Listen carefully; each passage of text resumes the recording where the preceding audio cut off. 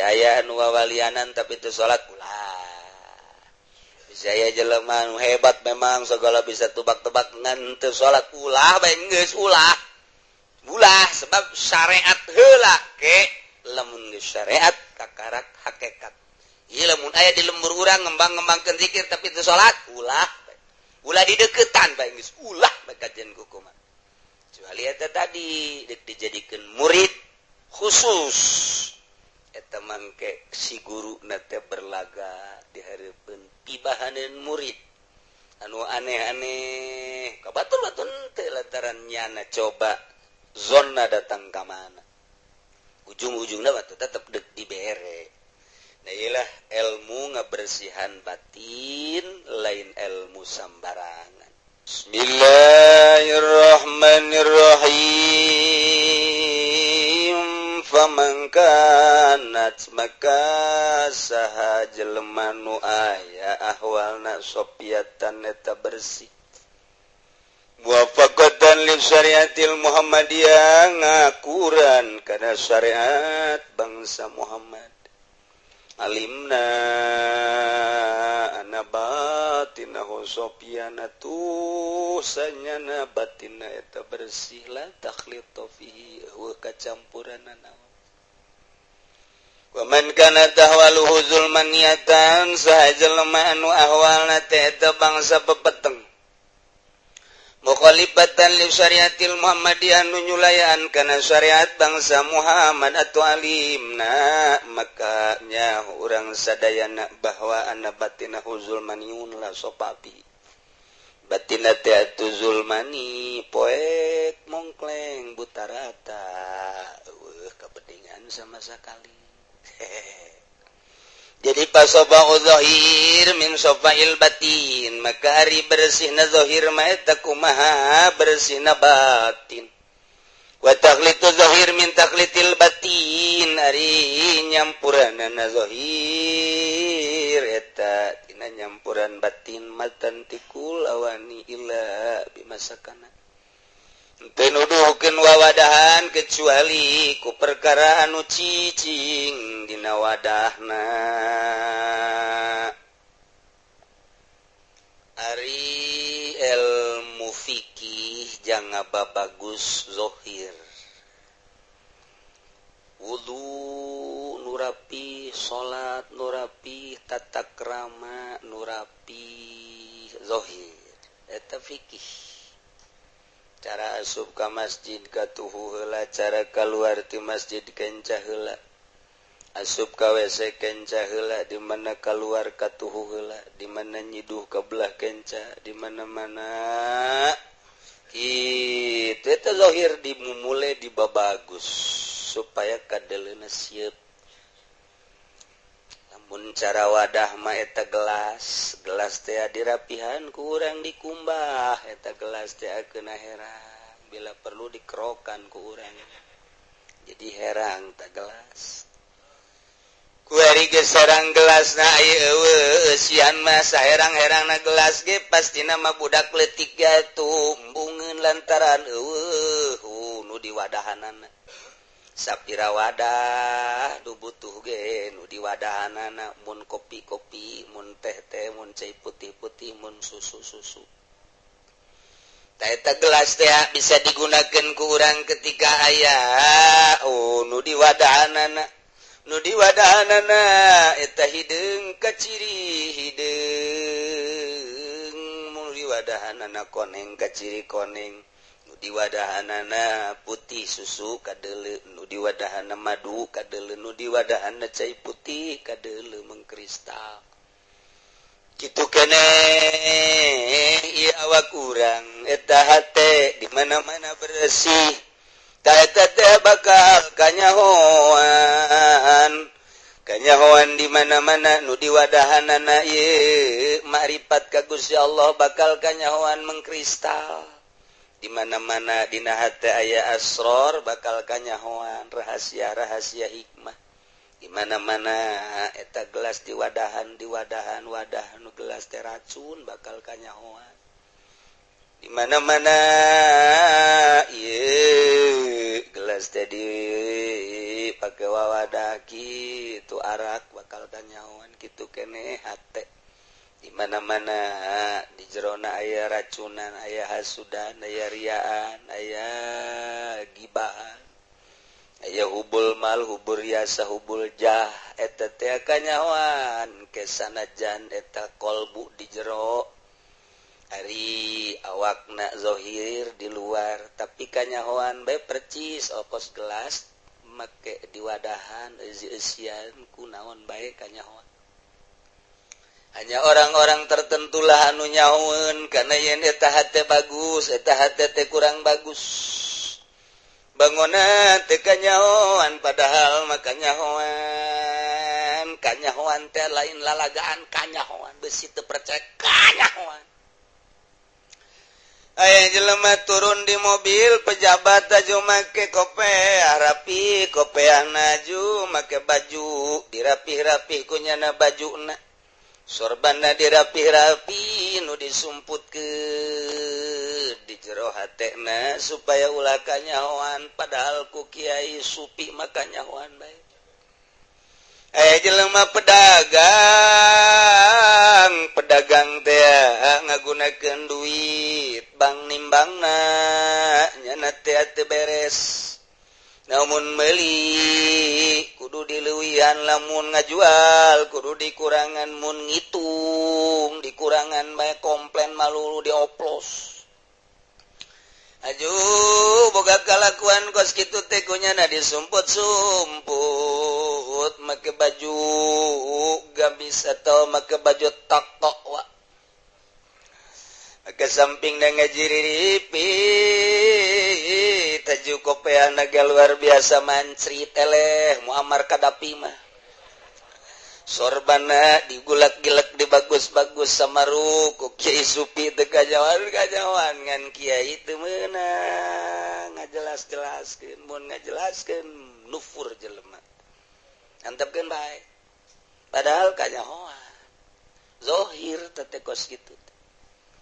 Atuh lamun Kangjeng Nabi mah langsung sahabat teh disenyum Kangjeng Nabi anu di zaman Sina Abu Bakar Sina Utsman senali kanyahoan dia ge sebentar Abdul Qadir mah komo nembrak di zaman guru-guru urang ge hatta zaman kiwari sarua baengan atuh teu meunang ditembrak-tembrak ngan kanyahoan naon nu disumput-sumput kurang nu disumput-sumput tuh mantak hasud teh aya di jero hate ngan ku ahli nama kanyahoan aya hasudan teh aya kibiran kanyahoan kok bisa kos kitunya kitulah ilmu Allah lamun ku Gusti geus dibere rahasia ku Gusti geus dibere asrar jadi kabayang kabeh eta lah engke syarat jadi guru mursyid jelema anu geus caang hatena bisa nempok ka murid nu aya di masyrik murid nu aya di maghrib aya murid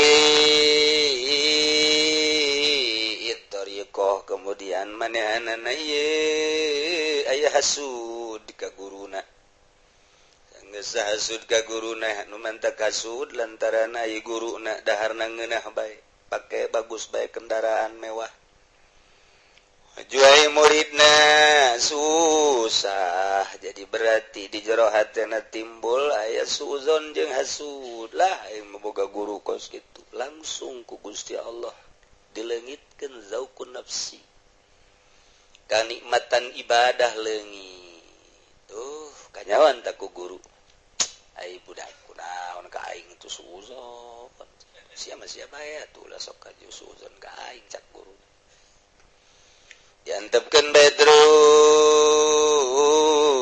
sebulan 2 bulan beki parah eta guru mursyid mah kudu nyamperkeun ima melalui ngimpi tegor wa ima melalui utusan wa ima nyanana supaya datang wa ima didatangan ku guru dah jadi supaya stabil deui. Cerita-cerita kos kitu mah geus loba. Lantaran guru mursyid mah sok aya-aya bae. Artina aya-aya bae murid nama teu meunang ngadahar daging hayam ai nyana nama daging hayam unggal poe.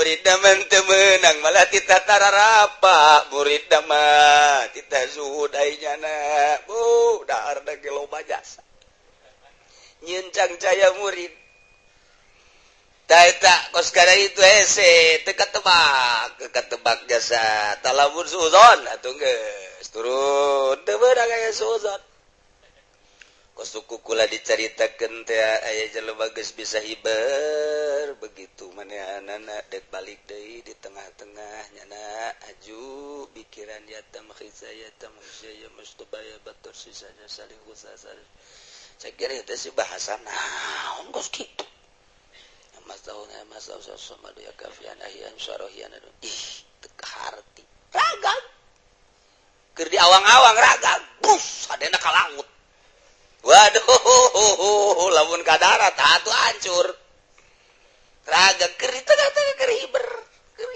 eta jada mikir aku si suuzon itu bahasa naon sih ada bahasa walimah teu kudu ka harti ku urang mantak bahasa walimah aya aturan kieu pan bahasa walimah dikedik sia taneuh ku aing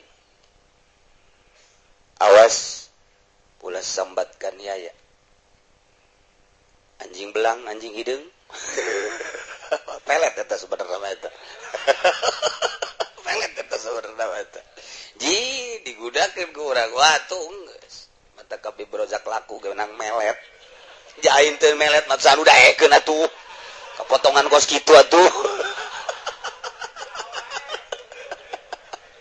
aduh ampun pelet tetap pelet ya Allah ya Rabbi tuh kan bahasa hizib hararese dicerna ku urang ulah percaya ulah dirubah teh komo model tadi raga kita hizibna sor teh anu gitu bilang saya bahasana jadi murid dasar waraga mantak kaju manehna di laut lain naik ke perahu aju tobat ka Gusti Allah dongengna seperti kitu Gusti tah suzon tak kajawab ku guru murid-murid anu dararatang teh kajawaan kuali mah ngan disumputkeun bae tuh puna cek Tuan Abdul Qadir anjeun nyamarkeun ka kaula naon nu aya di anjeun dimumule ku anjeun dibabagus ku anjeun padahal maka nyawan ku kaula nu mentak tetep dinasehatan bae sanajan ku kumaha ge deuk dilempengkeun bae ku wali mah tetep dilempengkeun sakali ke malah osok ke kadedenya antaran can aya kesempatan jangan nasehatanan. Jadi urusan ilmu batin teh kos kadaritu mun cara gelas matantikul awani illa bima sakata. Teu nuduhkeun wawadahan kecuali naon ku perkara nu cicing di dinya. Wal ahwalus shafiyah ari pirang-pirang tingkah anu bersih eta teh nu bersih tuzhiru ngalahirkeun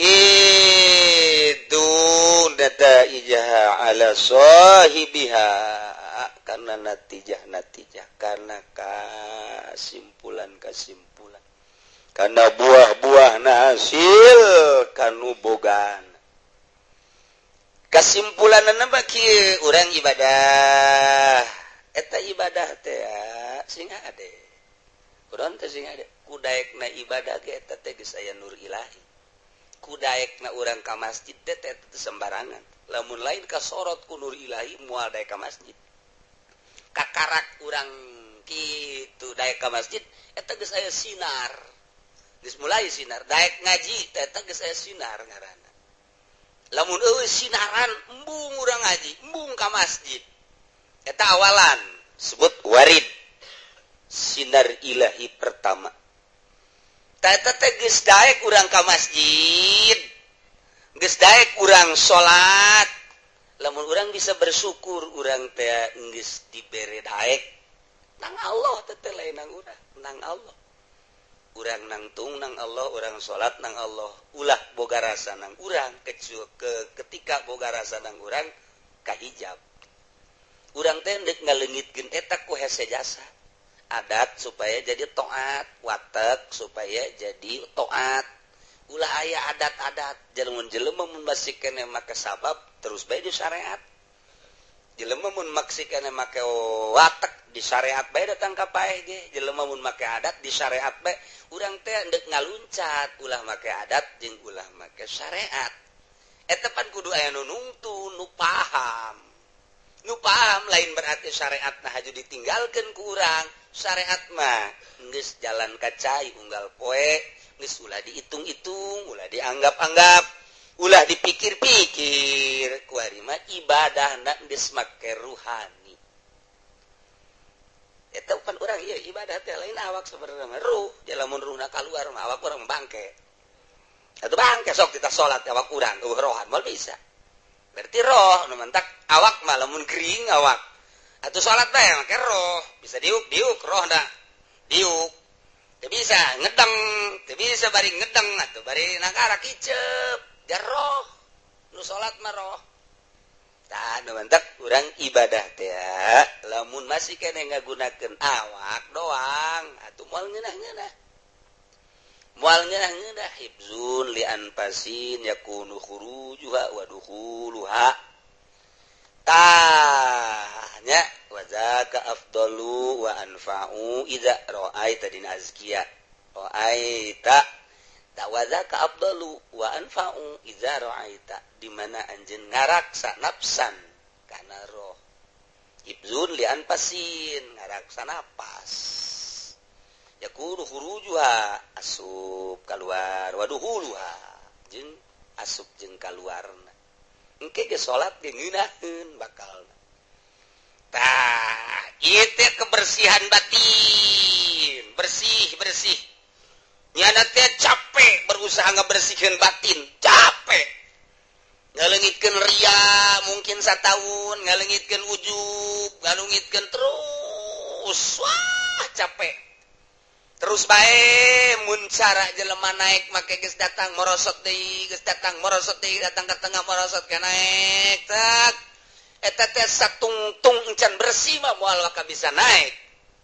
Nyana berusaha terus. Penting udang salat zikir terus sesuai jeung aturan. Engke kebal-kebal ku Gusti Allah dibere. Asal geus dibere bener. Wah, nyana ge kaget. Nyana kaget kok asa di mana? Aya ngeunaheun.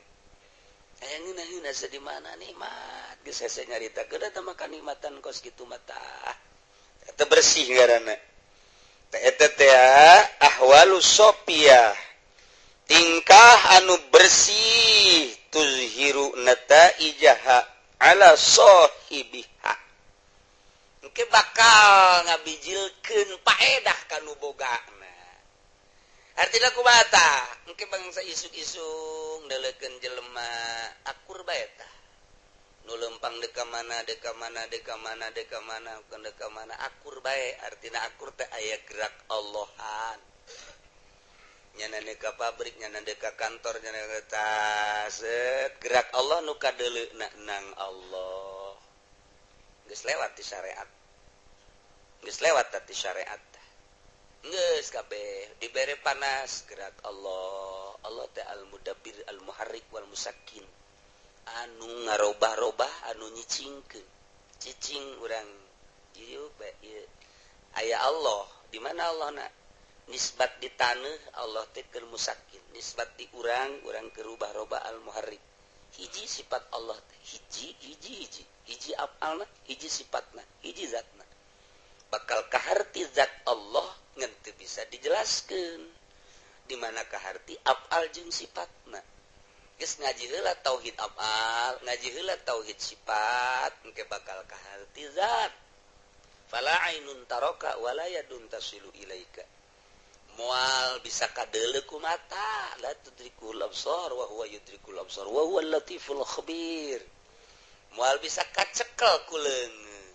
Wari ieu kasorot ku panon poe benda-benda panon poe benda lain di mana kasorot ku panon poe kadeulean wujud benda-benda kadeuleu di mana panon poe na surup poek teh jadi panon poe teh bisa nyaangan teu bisa kacekel sinar mah wala ainun taraka wala yadun tasilu ilaika benda lain ngan di mana aya panon poe cang kadeuleu ieu sarua di mana aya nur ilahi ma'rifat tak eta teh dicekel teu bisa fala ainun taraka wala yadun tasilu ilaika hese nyaritakeunana ngan karasa kunyana ngeunaheun nikmat mantak lamun urang sok ngawiridkeun eta teh itu wiridan Kangjeng Nabi Qadir Allahumma ya man lahu wajun la ya Allahumma ya man luskin sanun ansani wala zamuna wa ya man la tuqdirul mas wa ya man yubrim ilma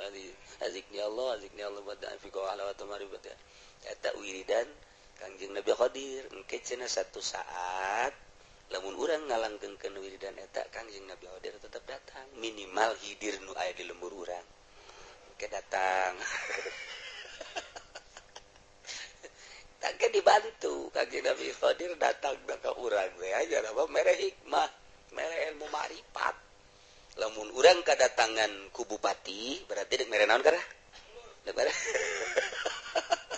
lamun urang kadatangan ku gubernur berarti ya sekupi nah, tapi lamun urang kadatangan ku wali ya mere hikmah urang sasalaman doang neuleuh wajah wali ngerenyet hate urang sebab daun sebabnya nama geus tersepen dunia jadi urang ningali wajah wali teh nah langsung beda kalah hate urang sebabnya nama bening bersih tah ieu ahwalus sofiyah tingkah anu bersih ngalahirkeun kanu bogana nikmat ngeunaheun asal geus dibere kos kitu geus malayang ka mana geus moal hayang ka mana geus ngeunaheun jasa jeung Gusti Allah nikmat salam ceuk lamun Siti Rubaiah nyaritakeun kieu teh euy cak urang lemburna nanaonan di jero imah bae tuh batur tuh deuleu tuh nu ka Ancol tuh batur tuh nu ka Karangbolong Jakarta tuh rame ieu mah di imah bae seri bae Siti Rubaiah terus lantaran terus bae diomong kitu cek Siti Rubaiah teh nyaho sia mah ngan sakadar reresepan zahir kula mah di jero kamar teh jeung nu nyieun Ancol jeung nu nyieun Karangbolong jeung nu nyieun karamean atuh indahan kula di jero kamar dibandingkeun jeung mane apruk-aprukan kitu pernapas babarengan jeung Gusti Allah ngeunaheun nikmat cek Siti Rubaiatul Adawiyah mane mangan teu nyaho bae kana kanikmatan anu hakiki coba eta masyaallah lamun Siti Zulaikha baheula ngudag-gudag Kangjeng Nabi Yusuf alaihis salam ngudag-gudag Siti Zulaikha datang ka nyana teh ya itu ngunci Kangjeng Nabi Yusuf kunci dicekel Kangjeng Nabi Yusuf datang ka soekpan naon kitu ngaranna baju tukangna tadi Kangjeng Nabi Yusuf ngaranna ge manusia begitu ningali Siti Zulaikha makanya geus dibuka aduh atuh mun Nabi brojak atuh tinggal cek lakuan ya Allah tapi malaikat Jibril langsung ya Jibril cek bos saya ya tur pencet dipencet ieu na ku malaikat Jibril kala luar cai manis leuleus manusiawi tetap syahwat aya jadi teu kesampaian lah Siti Zulaikha kacaritakeun panjang ke dina tafsir ieu mah ujung-ujungna we heula begitu Kangjeng Nabi Yusuf geus jadi raja nyana nanyakeun di mana Zulaikha kuari wah diteangan lantaran geus jadi raja aya habarna cenah nyana di handapeun jembatan wah tuh Kangjeng Nabi Yusuf langsung make kuda kebesaran negara make baju kebesaran make mahkota kebesaran kakasepan Kangjeng Nabi Yusuf pohara mujurna we atuh nya kasepnya jadi raja. Dah. Assalamualaikum. Seri Siti Zulaikha. Assalamualaikum. Tengah jawab Siti Zulaikha. Assalamualaikum cek Kangjeng Nabi Yusuf. Saya Yusuf Faisal. Istri Hetikus Endang. Oh Yusuf cek Siti Zulaikha. Naon ka dieu? Mau menyambungkan asmara yang dulu. Kini aku telah jadi raja, segala-galanya ada di tanganku. Engkau dulu, aku tahu mencintaiku. Dan kini aku akan ambet kembali. Naon ambet? Aduh. Siti Zulaikha teh gurucut jai batala di sisi jembatan. Si tengah jawab. Terus dirayu ku Kangjeng Nabi Yusuf. Tetap sakali, dua kali, katilu kali. Yuk orang ka istana. Anjeun rek dikawin ku kau. Cek Siti Zulaikha baheula kaula cinta ka anjeun resep ka anjeun lantaran kula jauh jeung kholik. Keur jauh jeung kholik resep teh pada makhluk be urang jeung urang kuari mah kula geus selalu jeung kholik. Karajaan kakasepan harta ternyata eta teh horenganan hina leuwih hina tibatan bangke. Cek Kangjeng Nabi Yusuf pan jadi kos kieu teh. Ina orang raja teh hina, kasep teh gelis teh hina, dunia teh hina. Ternyata nikmatan di hadapan jembatan jeung Gusti Allah. Nikmat kadeuleu ku batur rudin, kadeuleu ku batur hargaan. Padahal mah teh jeung Gusti Allah. Indet Yusuf wari keneh ulah diganggu nu ngaran Zulaikha keur meujeuhna nikmat ibadah ka Gusti Allah. Ulah dibejakeun bahwa Zulaikha aya di dieu. Edet. Waduh, cek Kangjeng Nabi Yusuf kok jadi kos kieu tuh. Ini Kangjeng Nabi Yusuf. Tuh, Siti Zulaikha jadi geus mengenal Allah mah. Dunia teh naon.